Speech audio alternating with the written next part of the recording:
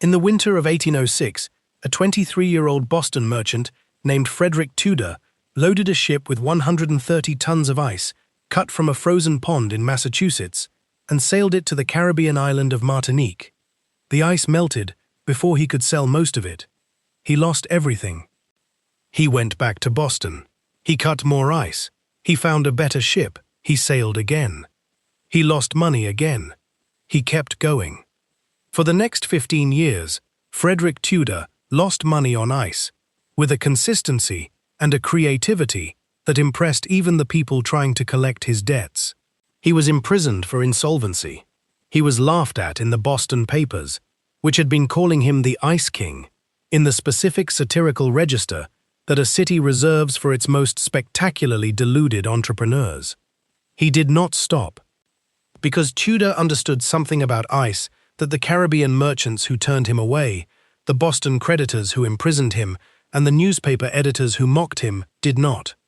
Ice was not a seasonal luxury for the people who had it. It was a necessity waiting to be discovered by the people who did not.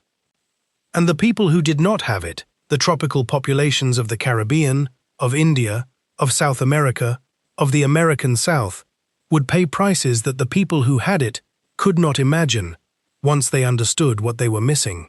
Tudor's problem was not the idea. The idea was correct. Tudor's problem was that he was trying to sell something to people who had never experienced the thing he was selling. How do you create a market for a product that your customer has never used, cannot yet imagine using, and has organized their entire domestic and commercial life around not needing? The answer Tudor eventually arrived at, and the answer that built the ice trade from a single failed shipment in 1806 into a global industry worth hundreds of millions of dollars by 1880, is one of the most sophisticated pieces of market creation in the history of American commerce. He gave it away. To understand what ice meant before mechanical refrigeration, you have to understand what cold meant. And what cold meant, in the specific, practical, daily sense of food that did not spoil, drinks that were pleasurable rather than merely hydrating, fevers that could be brought down rather than simply endured, was everything that heat could not provide. For most of human history, cold was a seasonal resource. Winter provided it. Summer took it away.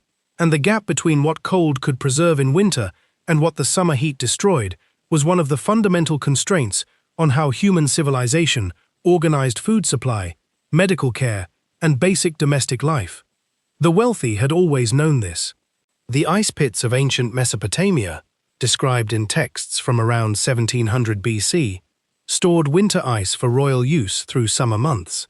The Persian yakhchals, the Chinese ice cellars, the Roman snow wells, every major civilization that existed in a temperate climate developed some form of ice or cold storage for the exclusive use of those wealthy enough to afford it.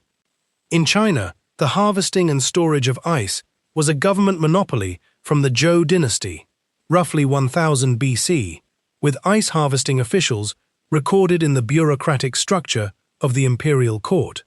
Ice was distributed to court officials as a benefit of rank during summer months, a perk so valued that the Mandarin term for it, Bingjing, appears in poetry as a symbol of imperial favor.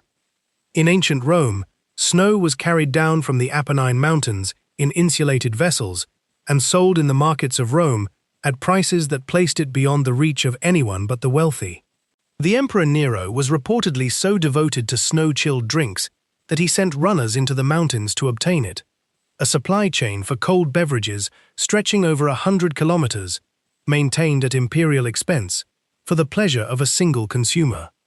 The pattern is consistent across cultures and centuries. Cold was valuable. Cold was scarce. Cold was the exclusive possession of the powerful. What Frederick Tudor was attempting to do, without fully articulating it in these terms, was democratize cold. He was going to take a resource that empires had maintained as a royal privilege and sell it to anyone with a few cents. The market he was building was not a luxury market. It was the largest untapped mass market in the history of commerce. The ice that Tudor was harvesting in 1806 was not a manufactured product. It was a natural resource extracted from the frozen surfaces of ponds and lakes in New England during winter months, cut into uniform blocks, by a method that had changed little since the first ice merchants had recognized the commercial potential of what winter left behind. The cutting was done with hand saws, then with horse-drawn ice plows fitted with serrated blades that scored parallel lines across the frozen surface.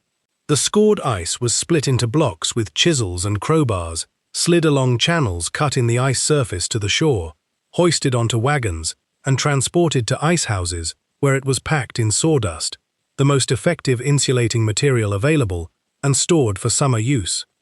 The yield per acre of frozen pond surface was substantial. The labor cost was relatively low. Winter farm workers who would otherwise be idle through the frozen months provided the workforce. The raw material cost was zero. The challenge was not production, it was preservation and distribution, keeping the ice cold enough, long enough, across distances large enough to reach markets where it commanded a price worth the effort. Tudor's breakthrough was the ice house. Not the concept of the ice house, that was ancient. The specifically engineered, scientifically optimized ice house, designed to minimize melt loss through insulation, so effective that ice stored in late winter could still be sold in August.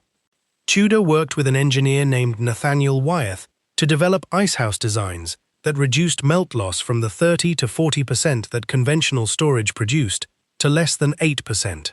Double-walled construction, sawdust packing of precise depth, drainage systems that removed meltwater without allowing it to accelerate further melting, ventilation that maintained internal humidity without introducing warm air. The engineered icehouse transformed the economics of the ice trade by changing the fundamental equation of how much ice you needed to cut in January to have ice to sell in July. With 30% melt loss, you cut 143 pounds to sell 100. With 8% melt loss, you cut 109 pounds to sell 100. Across hundreds of thousands of tons of ice per year, that difference was the margin between a viable business and an insolvent one. Tudor had been losing money because his ice houses were inefficient. Wyeth's designs made them profitable.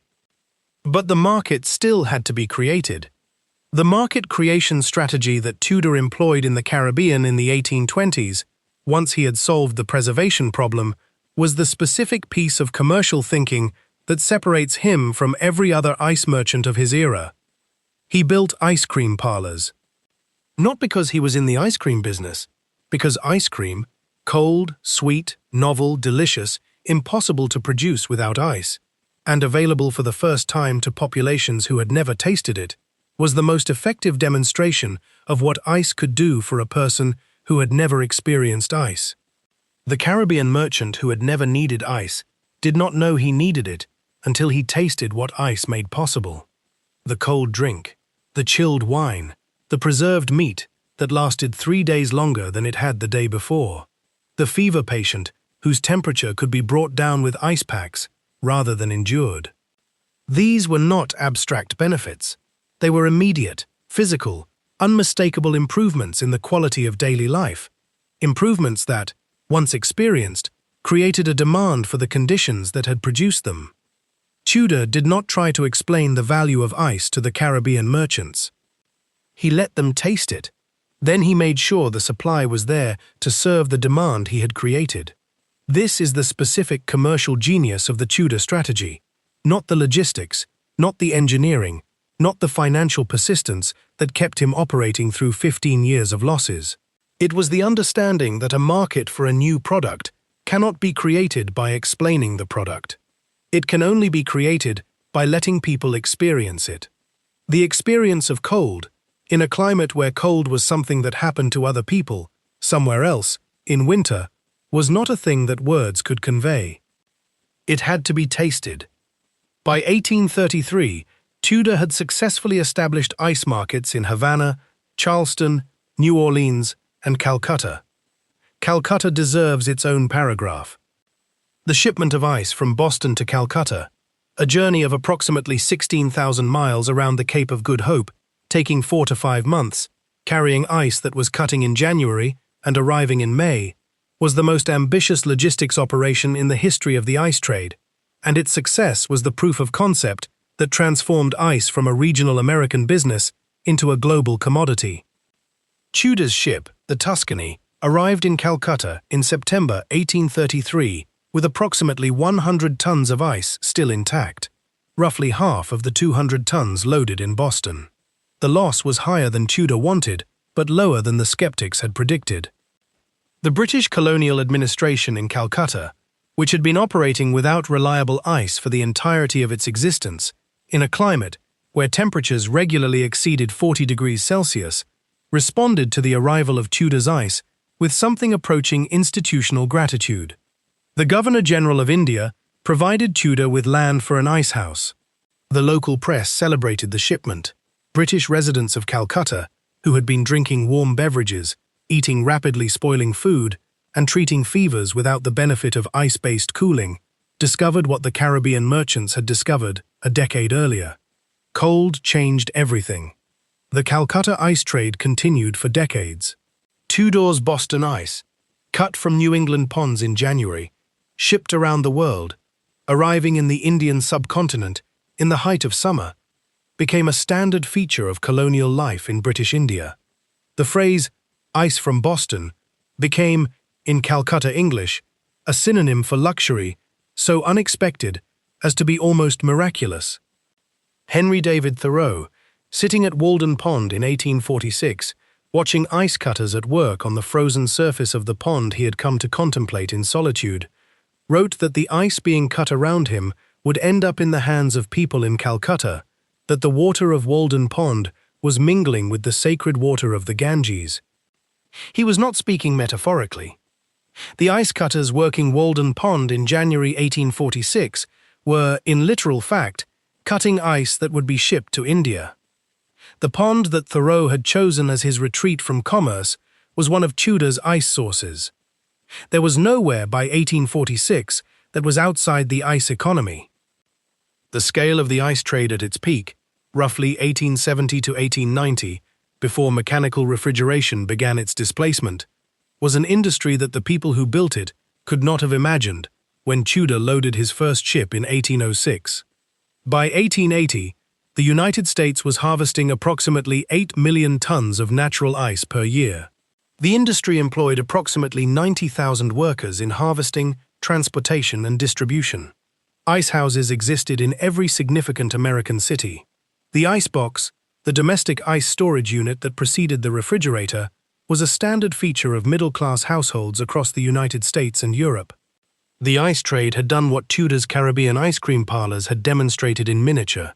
It had created a mass market for cold by making cold accessible to people who had previously lived without it, and it had created, in doing so, a population that could not imagine going back to life without it. The domestic icebox, the wooden cabinet, insulated with cork or sawdust, with a compartment for a block of ice and a compartment for food, was not a luxury appliance. It was a standard kitchen fixture, serviced by the iceman who delivered a new block every 2 to 3 days, whose arrival was as routine a feature of daily domestic life as the milkman or the postman. The iceman's route, his regular customers, their ice requirements, their tips and their complaints, was the backbone of the local ice distribution system. And the local ice distribution system was, by 1880, one of the most extensive cold chain logistics operations in the world. Fish from Maine arrived fresh in Chicago. Beef from the Chicago stockyards arrived fresh in New York. Florida oranges arrived fresh in Boston. All of it moving in refrigerated rail cars, the ice-cooled freight car, developed in the 1860s, that extended the cold chain from the ice house to the moving train, that were resupplied with ice at stations along the route, maintaining the temperature that kept the cargo from spoiling across journeys of days rather than hours. The ice trade had not merely created a market for cold, it had created the infrastructure of the modern food supply.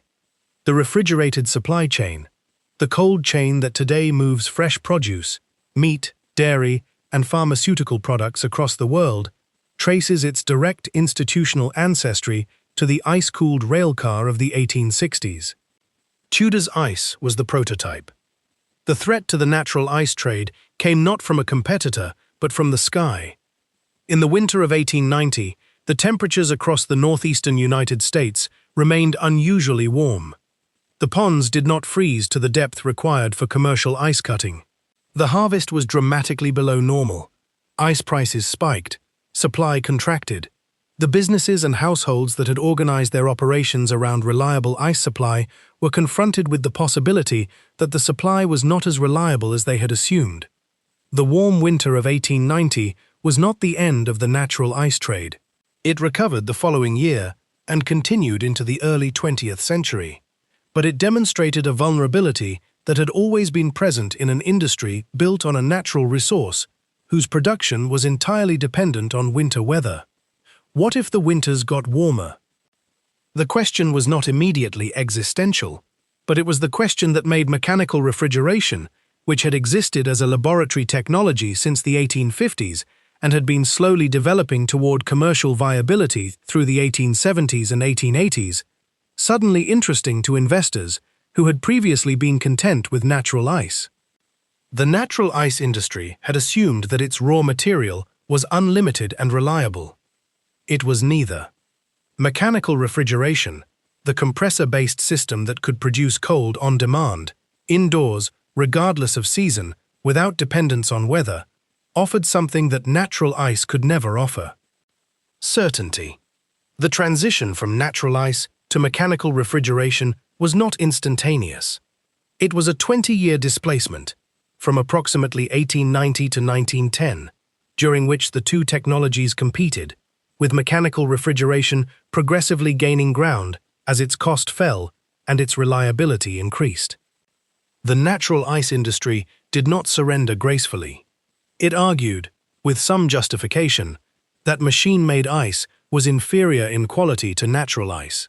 The early mechanical refrigeration systems produced ice that was less clear, less dense, and in some cases contaminated by the refrigerants used in the manufacturing process.